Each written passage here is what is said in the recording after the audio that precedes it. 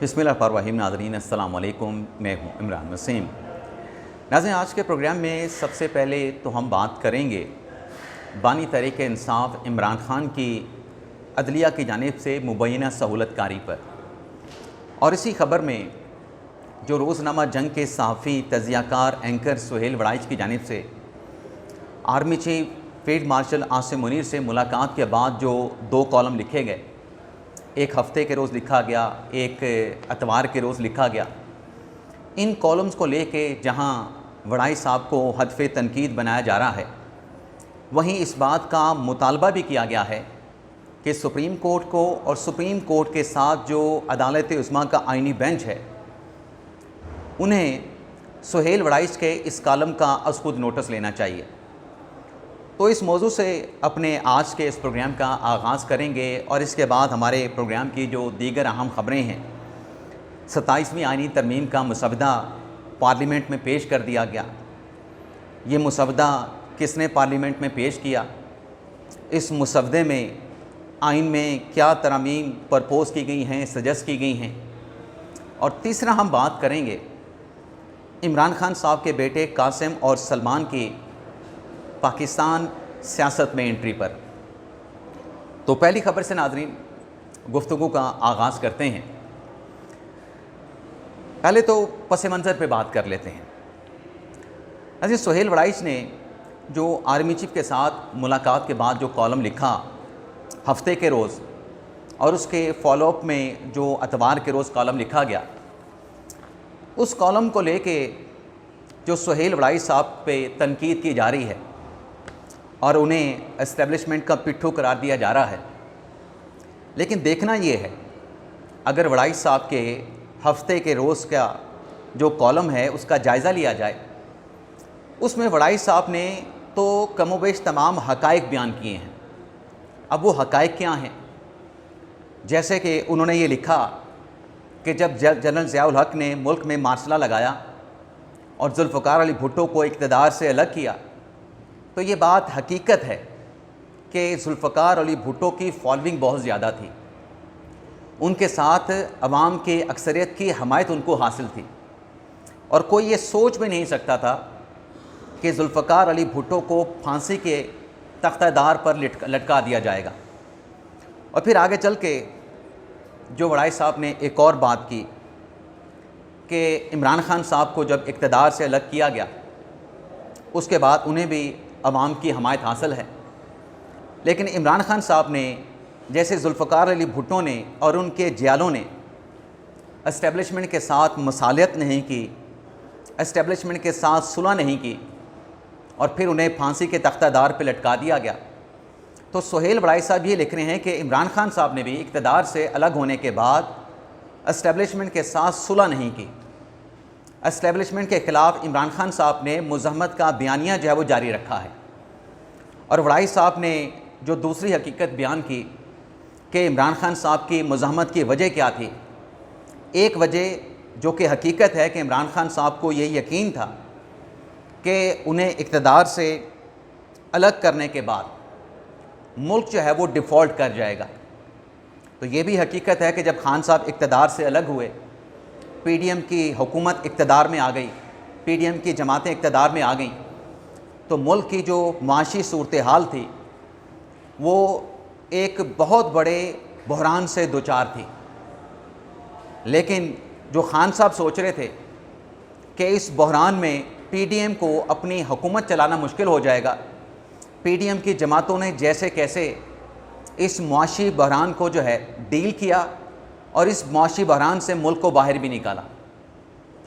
दूसरा, इमरान ख़ान साहब को ये यकीन था कि फ़ौज में और फ़ौज के साथ साथ जो अपने अदलिया है, वहाँ पर भी इमरान ख़ान साहब की अच्छी खासी हमायत मौजूद है, इमरान ख़ान साहब के सपोर्टर मौजूद हैं। तो ख़ान साहब ये सोचते थे और ख़ान साहब को ये यकीन भी था कि या तो एस्टेब्लिशमेंट पीडीएम की हुकूमत को चलने नहीं देगी, या फिर अदलिया की तरफ से कोई ऐसा फ़ैसला आएगा जिससे मुल्क में दोबारा इंतखाबात करवाने पड़ जाएंगे। ये जो सुहेल वड़ाइच साहब ने बात की कि इमरान ख़ान साहब की ये दोनों तवक्कुआत जो ख़ान साहब का यकीन था पूरी नहीं हो सकी, और तीसरी तवक्को डोनाल्ड ट्रंप के साथ थी। कि डोनाल्ड ट्रंप इक़्तिदार में आएंगे तो इमरान खान साहब की रिहाई के हवाले से वो पाकिस्तान की हुकूमत पे, पाकिस्तान की इस्टेब्लिशमेंट पे दबाव डालेंगे और इमरान खान साहब की रिहाई जो है वो मुमकिन हो जाएगी। ये सारे हक़ाइक़ जो है वो सोहेल वड़ाई साहब ने बयान किए अपने हफ्ते के रोज़ के कॉलम में। और फिर जो अतवार को कल उन्होंने लिखा कॉलम सोहेल वड़ाई साहब ने, उसमें इमरान खान साहब को मुसालहत का मशवरा दिया गया। अब इस मामले को लेके एक तो डिमांड ये की गई कि इस कॉलम के ज़रिए सोहेल वड़ाई साहब ने कहा कि पाकिस्तान की जो अदलिया है वो कंप्रोमाइज़ हो चुकी है। अब जो ये बात कह रहे हैं कि अदलिया कंप्रोमाइज़ है, इमरान खान साहब की रिहाई नहीं हो रही, खान साहब के ख़िलाफ़ झूठे मन घड़त और सियासी मुकदमात बनाए गए हैं, लेकिन क्या ये हकीकत नहीं कि इमरान खान के लिए अदलिया से जो है वो सहूलतकारी होती रही? इमरान खान के लिए उनके हक़ में अदलिया से ऐसे ऐसे फ़ैसले सामने आए कि जो कानून और आइन से हट के दिए गए। क्या हम भूल चुके हैं? क्या हमें याद नहीं कि अदलिया से मुतल्लिक़ कुछ ऑडियोज़ भी आई थी कि ये मुकदमा फ़लाँ बेंच में लगा दें, मर जाने मार्शला भी नहीं लगाते। किसी की खुश दामन की ऑडियो आ रही थी, किसी जज के साथ मैसेजिंग की स्क्रीनशॉट आ रहे थे, ऑडियो लीक्स हो रही थी। ये सब कुछ हमारे सामने है। अब सोहेल वड़ाई साहब ने जो सुलह जोई की बात की है, सोहेल वड़ाई साहब ने जो इमरान खान साहब को प्रपोज़ किया, मशवरा दिया कि आप इस्टेब्लिशमेंट के साथ मसालहत कर लें, सुलह कर लें, ये सोहेल वड़ाई साहब की राय है। अब उनको तनकीद का निशाना क्यों बनाया जा रहा है? क्यों ये मुतालबा किया जा रहा है कि सुप्रीम कोर्ट को वड़ाई साहब के इस कालम का नोटिस लेना चाहिए? अदलिया के ऊपर उन्होंने इल्ज़ाम लगाया है, लेकिन उन्होंने हकीकत बयान की है। सुप्रीम कोर्ट का नोटिस लेना या आइनी बेंच का नोटिस ना लेना, ये तो सुप्रीम कोर्ट का अपना अख्तियार है। सुप्रीम कोर्ट नोटिस लेती है, सुप्रीम कोर्ट नोटिस नहीं लेती, लेकिन ये हमारे सामने रोज़े रोशन की तरह आया है कि पाकिस्तान तहरीक इंसाफ और इमरान खान साहब जो आज़ादी इजहार राय की बात करते हैं, सोहेल वड़ाई साहब ने अगर अपनी राय दी है तो वो सिर्फ राय है, वो कोई फ़ैसला नहीं है। फ़ैसला इमरान खान साहब ने करना है कि उन्होंने इस्टेब्लिशमेंट के साथ मसालियत करनी है, सुलह करनी है या सुलह नहीं करनी है। लेकिन मैं ये आपको बताता जाऊँ, जो कि ख़बर भी है और एक हकीकत भी है, कि पाकिस्तान तहरीक इंसाफ में ऐसे एलिमेंट्स मौजूद हैं, ऐसे अनासर मौजूद हैं जो ये चाहते हैं कि इमरान खान साहब की सुलह हो, तहरीक इंसाफ के लिए सियासी स्पेस बने, और उस सुलह, उस समझौते के नतीजे में इमरान खान साहब अगर जेल से बाहर आते हैं, उनकी रिहाई होती है, तो ये पाकिस्तान तहरीक इंसाफ की और इमरान खान की बहुत बड़ी कामयाबी होगी। और जो ये सोच तहरीक इंसाफ में रखते हैं, जो धड़ा है तहरीक इंसाफ में, जो ऐसा ग्रुप है पाकिस्तान तहरीक इंसाफ में, वो ये समझता है कि अगर एक मरतबा इमरान खान साहब बाहर आ जाते हैं तो हमारी ये जो बिखरी क़यादत है, हमारे जो इख्तलाफात हैं, ये सब कुछ ख़त्म हो जाएगा, पार्टी यूनाइट हो जाएगी, पार्टी में इत्तेहाद आ जाएगा। और 9 मई 2023 के बाद जो पार्टी बिखरी हुई है, जो लोग पीटीआई की कॉल पे, एहतजाज की कॉल पे बाहर नहीं निकलते हैं, जब इमरान खान बाहर होंगे, जब इमरान खान पार्टी की क़यादत कर रहे होंगे, जब इमरान खान जलसे जुलूस कर रहे होंगे, जब इमरान खान जेल से बाहर आने के बाद दोबारा सियासत में एंट्री देंगे, तो फिर पाकिस्तान तहरीक इंसाफ की जो सियासत है उसका रुख ही तब्दील हो जाएगा, स्पेस क्रिएट हो जाएगी। तो वो जो सोहेल वड़ाई साहब बात कर रहे हैं, ये क्यों उनको तनकीद का निशाना बनाया जा रहा है? सिर्फ इस वजह से कि दूसरे दिन कॉलम में जो मसालहत और सुलह की बात की है, समझौते की जो बात की है, डील की जो बात की है सोहेल वड़ाई साहब ने, ये बात उनकी बिल्कुल दुरुस्त है। आज अगर इमरान खान साहब कोई कंप्रोमाइज़, कोई समझौता कर लेते हैं, तो सोशल मीडिया के वॉरियर्स को छोड़ के जो खान साहब के चाहने वाले हैं, वो खान साहब के उस फैसले को एक्सेप्ट कर लेंगे, क्योंकि खान साहब की मुकम्मल जो सियासत है वो यू टर्न से इबारत है। और खान साहब कई मरतबा खुद कह चुके हैं कि अगर आप किसी रास्ते में जा रहे हैं और सामने दीवार है, तो क्या उस दीवार के सामने टक्कर मार दी जाए? तो खान साहब तो कहते हैं कि यू टर्न ले लेना चाहिए। तो खान साहब अगर यू टर्न लेंगे, तो खान साहब के जो चाहने वाले हैं, जो सोशल मीडिया पे से इन्फ्लुएंस नहीं होते, वो खान साहब के इस फैसले को भी सराहेंगे, और वो खान साहब को जेल में नहीं, वो खान साहब को बाहर देखना चाहते हैं।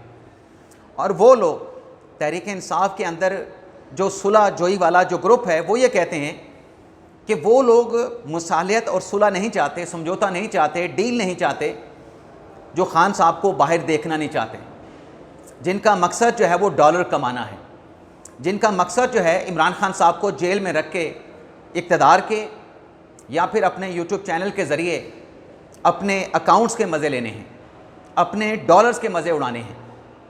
अब सुहेल वड़ाई साहब जो बात कर रहे हैं, उन्हें जो हत्फ़े तनकीद का निशाना बनाया जा रहा है, आप बेशक उनको हत्फ़े तनकीद का निशाना बनाएं, लेकिन अगर यही कॉलम सुहेल वड़ाई साहब, क्योंकि ये तो मुलाकात के बाद, आर्मी चीफ से मुलाकात के बाद कॉलम लिखा गया है, तो उन्हें इस तरीके से टारगेट किया जा रहा है, निशाना बनाया जा रहा है। अगर ये मुलाकात ना होती और इस मुलाकात के बगैर सुहेल वड़ाई साहब ये कॉलम लिखते, तो मैं एक गारंटी से कहता हूँ कि पीटीआई की तरफ से और पीटीआई के सोशल मीडिया के वॉरियर्स की तरफ से इस हद तक सुहेल वड़ाइश के ऊपर गालम गलोच ना की जाती, उन्हें हदफ़े तनकीद ना बनाया जाता। लेकिन चूँकि मुलाकात के बाद उन्होंने ये प्रपोज़ल समझौते का, डील का इमरान खान साहब को पेश किया है, तो उसके ऊपर उन्हें टारगेट किया जा रहा है और कहा जा रहा है कि सुप्रीम कोर्ट इस मामले का नोटिस ले। भाई सुप्रीम कोर्ट नोटिस ले या ना ले, लेकिन जो बातें वड़ाइश साहब ने लिखी हैं वो तमाम के तमाम उन्होंने हक़ाइक़ बयान किए हैं, पाकिस्तान की एक तारीख़ उन्होंने अपने कॉलम में समोदी हैं। आप उसके साथ बेशक इख्तलाफ करें, लेकिन जो हक़ाइक़ हैं उसको झुटलाया नहीं जा सकता। जुल्फ़िकार भुट्टो के साथ जो कुछ हुआ वो एक हकीकत है। अब पाकिस्तान तहरीक इंसाफ का फ़ैसला है, इमरान खान साहब का फ़ैसला है कि वो सुलह करते हैं या मुज़ामत करते हैं। एस्टेब्लिशमेंट की तरफ से अगर मसालियत का एक ऑप्शन दिया गया है, मेरी राय ये है कि शायद एस्टेब्लिशमेंट भी समझती है कि इमरान खान साहब जो अपने सोशल मीडिया के वॉरियर्स के यरगमाल हो चुके हैं, कैदी बन चुके हैं, ये सोशल मीडिया इमरान खान साहब को मसालियत पे, कंप्रोमाइज़ पे, समझौते पे आने नहीं देगा और इमरान खान साहब इसी तरीके से जेल में बैठे रहेंगे। उनका बाहर आना जो है वो नामुमकिन रहेगा। बाकी पीटीआई बेशक अपना फ़ैसला करे, जो फ़ैसला करना है पीटीआई को और इमरान खान साहब को उनके फ़ैसले से रोका नहीं जा सकता। इसके साथ साथ नाज़रीन, जो दूसरी खबर है 27वीं आईनी तरमीम के हवाले से, अब 26वीं आईनी तरमीम तो हो गई, 26वीं आईनी तरमीम के बाद जब 27वीं आईनी तरमीम की बात की जाती है तो हुकूमत की तरफ से कहा जाता है कि ऐसा कोई मसवदा 27वीं आईनी तरमीम का जो है वो ज़ेरे गौर नहीं है। लेकिन साथ में हुकूमत ये भी कहती है कि आइन में तरमीम करने की कोई ममानियत नहीं है, कोई पाबंदी नहीं है, अगर ज़रूरत पड़ी तो 27वीं तरमीम भी की जाएगी। अब हुकूमत की तरफ से मसवदा पार्लियामेंट में तो अभी तक कोई नहीं पेश किया गया, लेकिन तहरीक इंसाफ की तरफ से एक मसवदा पार्लियामेंट में 27वीं आईनी तरमीम के लिए पेश कर दिया गया है और ये मसवदा पीटीआई के जो रुकने कौमी असम्बली हैं रियाज फतियाना, उनकी तरफ से पार्लियामेंट में पेश किया गया है। और इस मसवदे में रियाज फतियाना ने यह प्रपोज़ल पेश किया है कि आइन के आर्टिकल 1 में, 51 में, 59 में, आइन के आर्टिकल 106 में, 154 में, 175 में, 198 में और 218 में तरमीम की जाएँ। इन तरमीम के ज़रिए रियाज फतियाना एक नया सूबा बनवाना चाहते हैं और उस सूबे को रियाज फतियाना की 27वीं आईनी तरमीम के मसवदे बिल के मुताबिक वेस्ट पंजाब का नाम दिया जाए और इस तरमीम के तहत कौमी असम्बली में वेस्ट पाकिस्तान की मजमूई तौर पर 35 सीटें होंगी, 27 जनरल सीटें होंगी और 8 मखसूस नशिस्तें होंगी।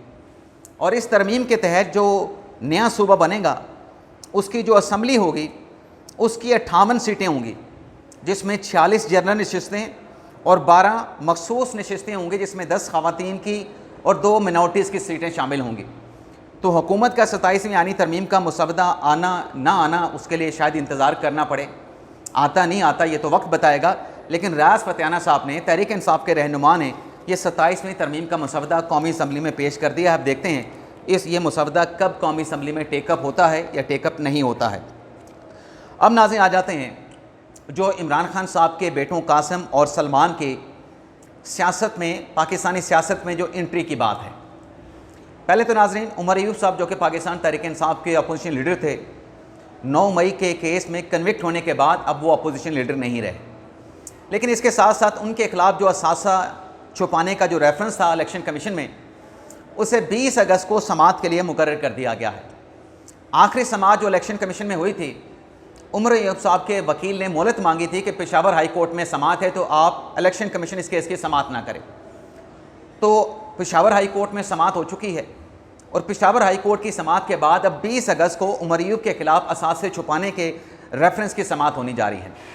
लेकिन उमर अय्यूब साहब ने एक स्टेटमेंट दिया है कि इमरान खान साहब के बेटे कासिम और सलमान, जिनकी पाकिस्तान आमद से मुतल्लिक एक पूरा पाकिस्तान तहरीक इंसाफ ने नैरेटिव बनाया, पूरी सियासत की गई कि 5 अगस्त के एहतजाज में आकर वो शरीक होंगे, अपने वालिद के साथ इज़हार यकजहती करेंगे। तो कहाँ है इमरान खान के बेटे कासिम और सलमान? क्या वो पाकिस्तान आए? और अब उमर अय्यूब साहब ये कहते हैं कि कासिम और सलमान की पाकिस्तानी सियासत में आके अगर वो सियासत करना चाहते हैं तो कोई उन पर ममानत नहीं है, कोई उन पर पाबंदी नहीं है कि कासिम और सलमान पाकिस्तान में आके अगर वो सियासत करना चाहते हैं तो किसी ने उनको मना नहीं किया, किसी ने उनको नहीं रोका कि वो पाकिस्तान में आके सियासत ना करें। अब उमर अय्यूब साहब ख़ुद तो कौमी असम्बली की सीट से डिस्क्वालीफाई हो चुके हैं, लेकिन वो इमरान खान साहब के बेटे कासिम और सलमान की पाकिस्तानी सियासत में एंट्री पर, सियासत में आके एक नए कैरियर के आगाज़ के ऊपर वो कह रहे हैं कि कोई ममानियत नहीं है। खान साहब की और तहरीक इंसाफ की नाज़रीन जितनी भी सियासत है, पीटीआई की सियासत तो है ही इस बात पे कि हम मरूसी सियासत के ख़िलाफ़ आए हैं। ये ज़रदारी ख़ानदान, ये शरीफ ख़ानदान सिर्फ यही सियासत करते हैं, 2 ख़ानदान, तो क्या इनका सियासत के ऊपर हक़ है? नवाज शरीफ के बाद उनकी बेटी मरीम नवाज़, शहबाज शरीफ के बाद उनके बेटे हमज़ा शहबाज शरीफ, ज़रदारी के बाद उनके बेटे बिलावल भुट्टो ज़रदारी। तो तहरीक इंसाफ का सियासत में आने का, इमरान खान साहब का सियासत में आने का मकसद ये था कि मरूसी सियासत के ख़िलाफ़ हमने सियासत करनी है। मरूसी सियासत के ख़िलाफ़ इमरान खान साहब सियासत के मैदान में दाखिल हुए थे। तो आज अगर उमर अय्यूब साहब ये कह रहे हैं कि कासिम और सलमान की सियासत में आने पे कोई पाबंदी नहीं, तो फिर आपका वो जो एक मंशूर था, जो एक नैरेटिव था मरूसी सियासत के ख़िलाफ़, उस फिर बयानियों को भी दफन कर दें कि अब हम मरूसी सियासत के ख़िलाफ़ नहीं हैं। खान साहब के बेटों को फिर बेशक आप सियासत में वेलकम करें, लेकिन पहले अपनी मरूसी सियासत के बयानियों को दफन करें और तस्लीम करें कि मरूसी सियासत पाकिस्तान की सियासत में जायज़ है। फिर कासिम और सलमान को बेशक पाकिस्तान की सियासत में ले आएँ। इजाज़त चाहते हैं नाज़रीन, अल्लाह हाफ़िज़।